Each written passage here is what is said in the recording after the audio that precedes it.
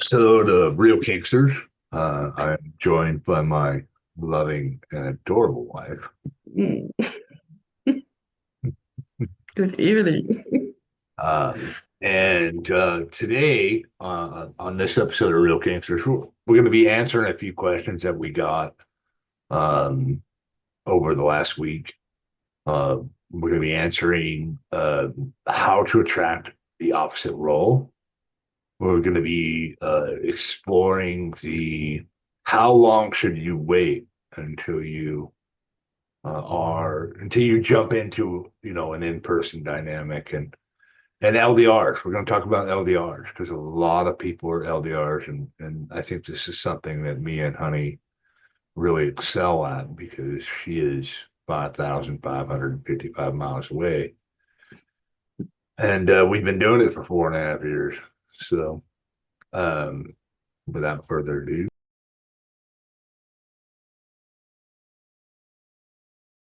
So the question that we're going to tackle immediately is, honey, what does a dominant need to do or to show to attract a submissive? Well, I think the first thing would be manners and behavior because you cannot see knowledge on the first view. So manners is and respect. It's not just jumping on you and hitting on you and all kind of stuff. In other words, And knowledge. so don't immediately send a D pic. No, No? please don't. Yeah, honey, Just, I see so just many no. guys so disrespectful with that. It's unreal.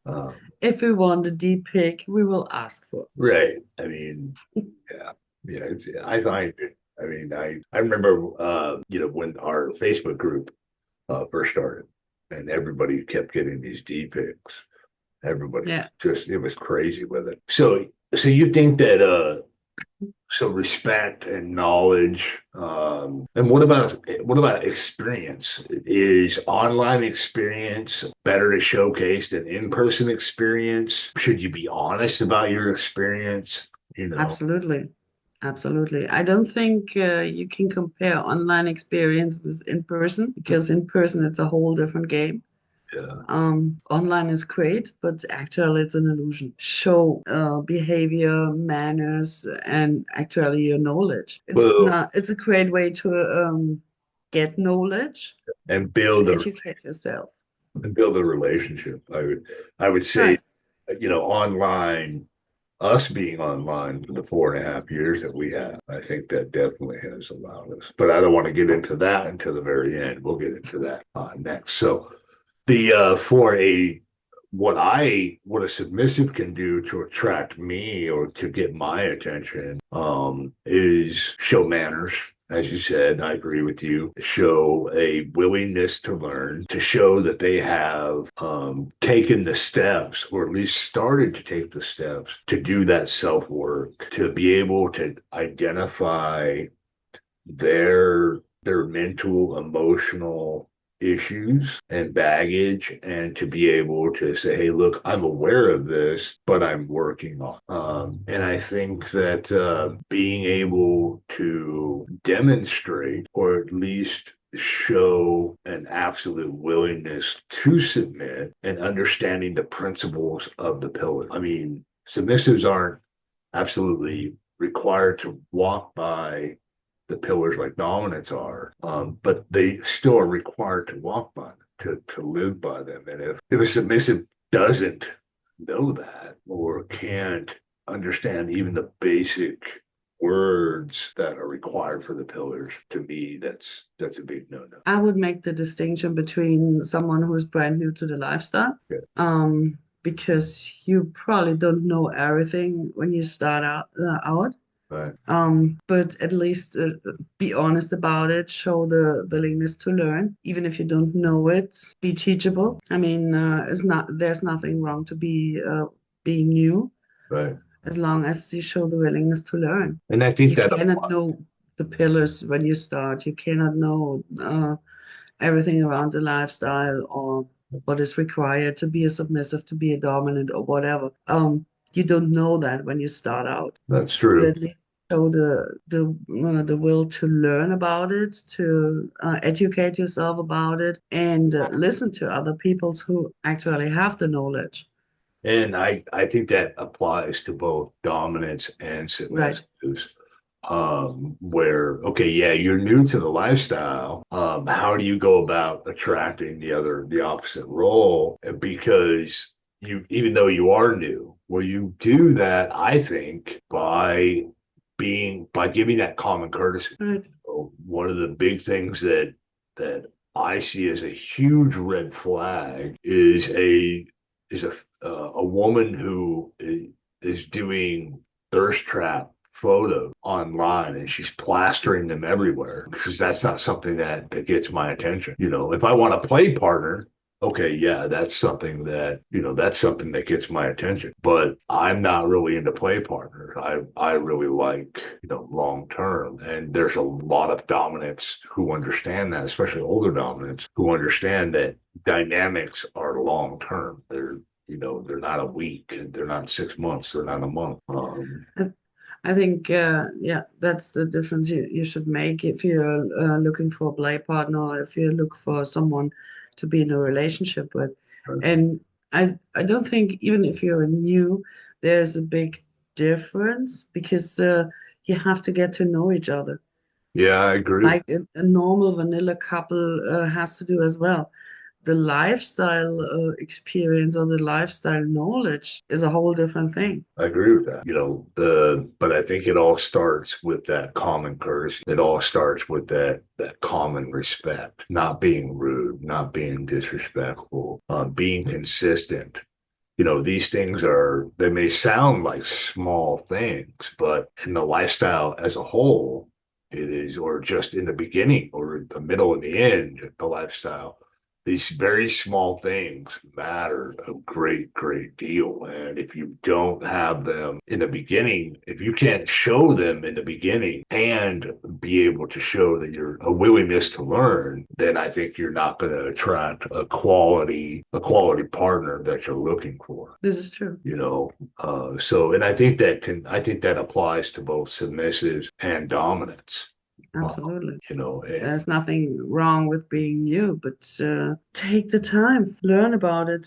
Doesn't matter if you're dominant or submissive. yeah, right. I completely agree on that. So I think with that, I think we've given kind of a pretty good breakdown. But I do want to add that the best way to attract the opposite role, knowledge, just kind of a summary, common courtesy, respect, consistency, be willing to be educated. Well, there's something else you would just summarize Being all of that.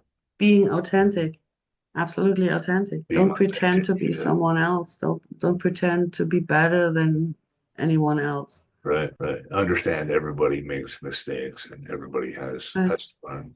Okay. So with that, I think we're going to move on to our next topic.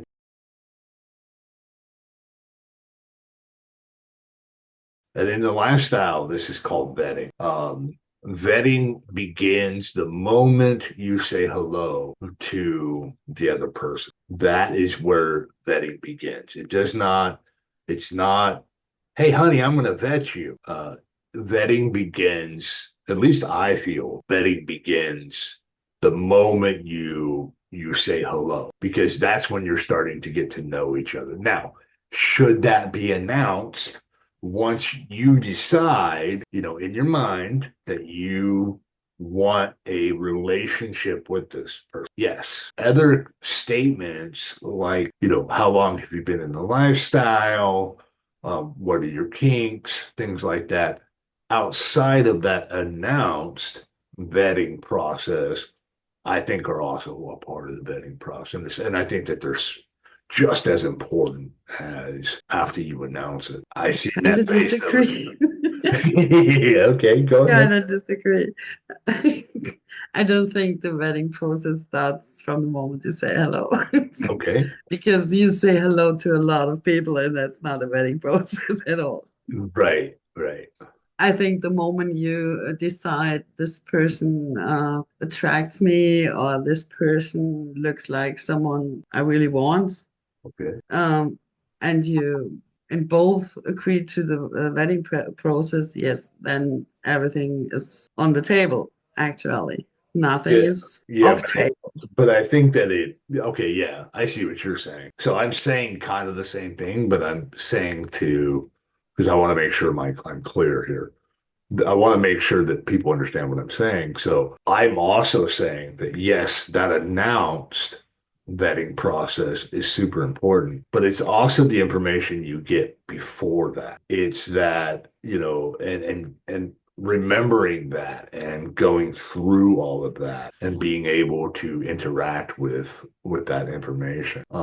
Because if you are messaging somebody, and yeah, I'm not saying exactly hello, but if you're messaging someone and you decide that you like them, that's the vetting process. I mean, the announced vetting process says, "Hey, look, everything's on the table. You can ask me any question you want." And then that's when no holds bar. I mean, that's when you start asking the really tough questions. But all of that information before you make this announcement to the person you're talking to, I think is super important, because it tells you about who they are, where they come from, what they are really about, and you're not even talking about kinks. You're talking about everyday life. You're learning how, if they have kids, you're learning if they don't have kids, do they like, dogs? Do they like cats? Are they, and I know all of this sounds like it's like it doesn't matter, It but it doesn't does. matter. It matters a great deal because if in the vetting process, that's where you pick, that's where you decide, is this person a good match for me 2 years from now, a year from now? Is this person still going to be a good match for me? Um, when I'm tied up, is this person still going to be a good match? And I think that's where it's super, super important. And then you make the announcement. But so what kind of questions did people ask for vetting? Oh, I don't think there's not a question you cannot ask Right. because nothing is off of the table. You should ask everything that crosses your mind, even Absolutely. if it's tough, even if it's uncomfortable. Absolutely. Someone told me a good thing is to piss someone off at Uh, least 3 times to see how they yes, react. absolutely. Um, And that goes ask, for submissive and dominance. yes, of course. I'm not talking only for one side. Ask the same question at least 4 times in a different way. Right. See if the if the answers are the same, if they are consistent in the answers. Right. Also distinguish between in-person and online experience. I think that's a huge one. For dominance, one of the things I always do with any of my submissives is ask for a picture, just a picture. And I know that for Mhm. a lot of you that doesn't sound like domination or whatever. But what it does for the dominant is it just shows that submissive is willing to follow an instruction and how willing they are to follow that instruction.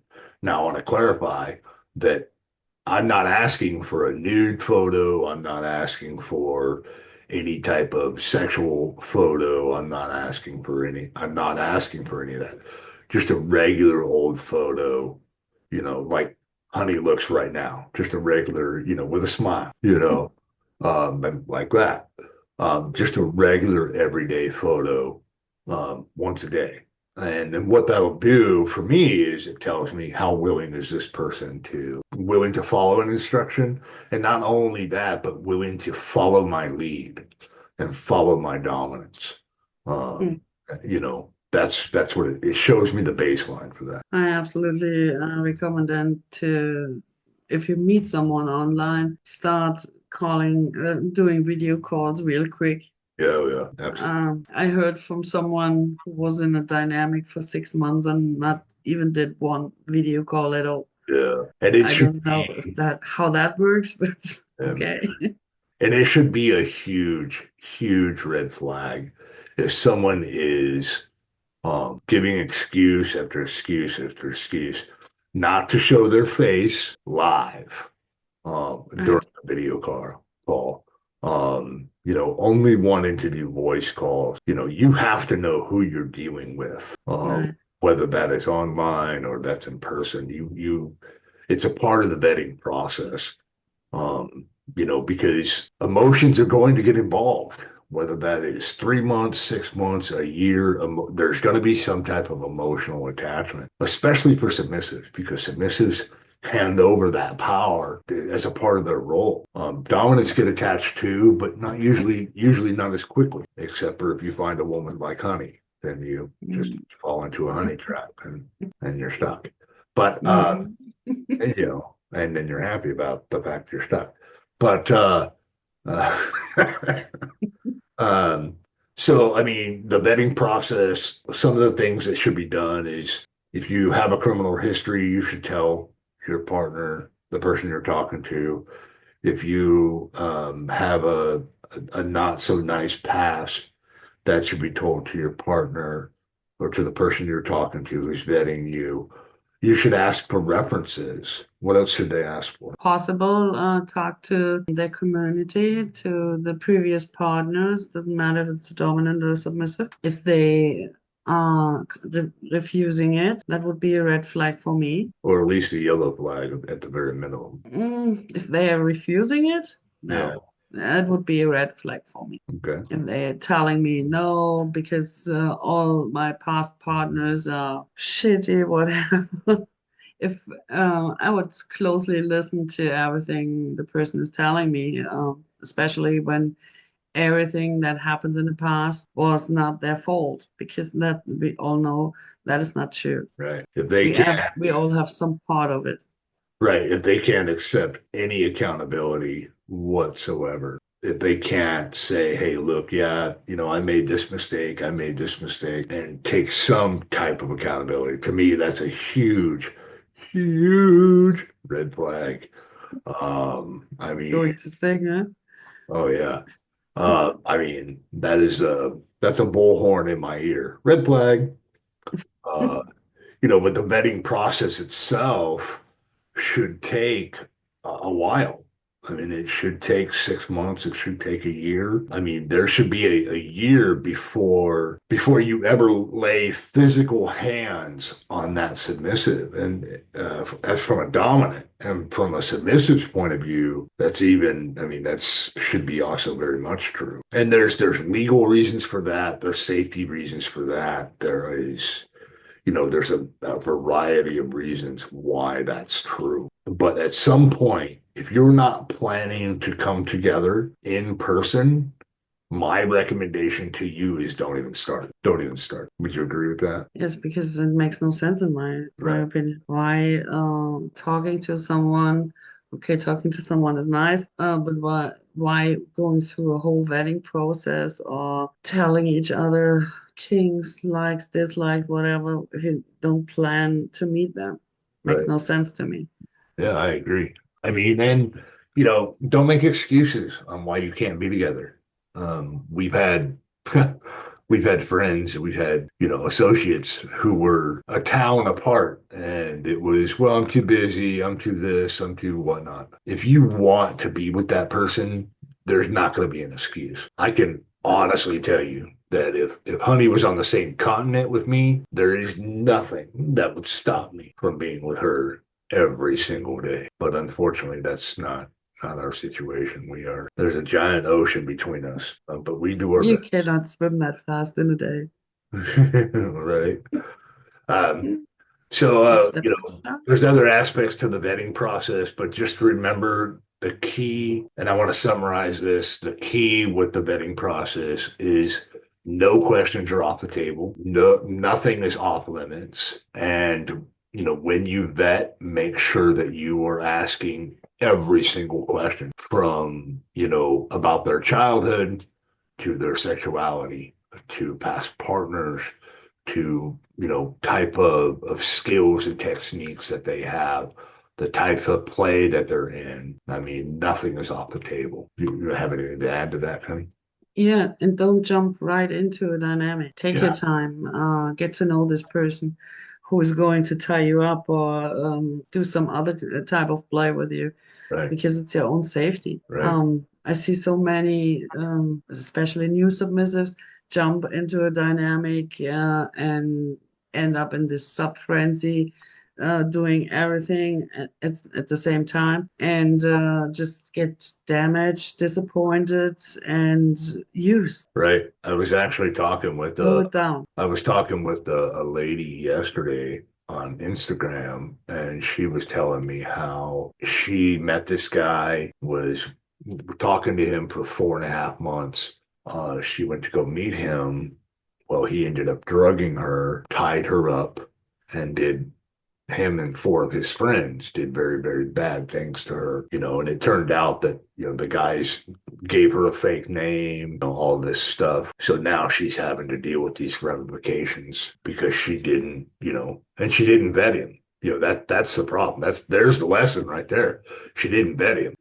There are places where you can run for $29.99. You can run a background check on somebody. If you're vetting somebody, well, I would recommend you do it. I mean, know who you're going to go play with, know who you're going to interact with. And especially don't play with someone on the first date. Yeah, yeah. King should be off table When you for at least the very 5, 6 meetings, I guess. right, And even then, it should be a light play. It should not be the heavy impact or the heavy rope scene or whatever. right. Take your time, get to know this person, build a relationship with them, know who they are, know them as well as you know yourself. Make sure that they understand that this is a group effort, a team effort, that you two are learning and experiencing the lifestyle together, and then just kind of go from there. Hmm. So I think that kind of wraps us up. Oh, I do want to give one small piece of advice about negotiation. When you negotiate, and I know this is kind of off of what our plan was, but when you negotiate, you are not a submissive. The person No. sitting across from you is not a dominant. You are equals. In that negotiations, you are equals. No matter how much time has passed, no matter if it's your first negotiation, your year negotiation, your 5 year negotiation, when you negotiate your limits, the type of play, the rules and boundaries for your dynamic, you are equals. You are absolutely equals, and you need to remember that. And nothing is off the table. Everything is negotiable, and questions are always allowed. That's about the best advice I got for that.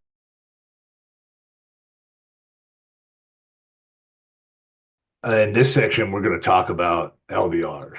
For those of you who don't know, LDRs are long distance relationships. Many of you may be unaware, but me and Honey have been in a LDR for 4.5 years. We've been married for 2.5 years of those 4.5 years, and it is a challenge.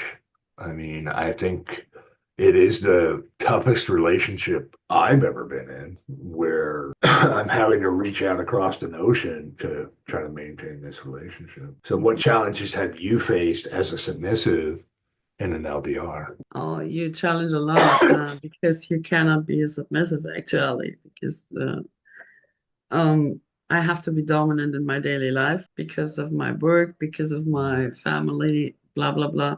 So I have to be dominant all day, and I don't have this release as a submissive. And then I have to switch to the submissive side, to the submissive role when I'm talking to you. Uh, That's not always easy. it is not, yes. It is very challenging sometimes. And that's actually the biggest issue. I think that LDRs as a whole for the lifestyle, they don't work. They do not work. I think what LDRs do is I think they help you build that solid foundation of consent, of honesty, trust, communication, and This is respect, true.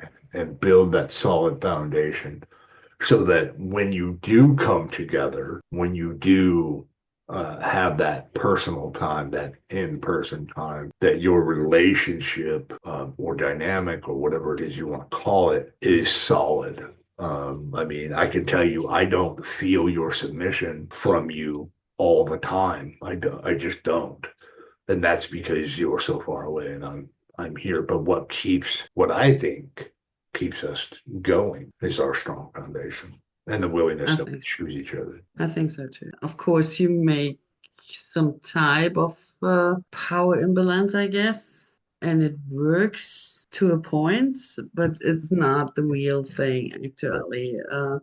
You hang up, you're alone with the shits, and it doesn't matter if you're the dominant or the submissive. Both sides have this issue.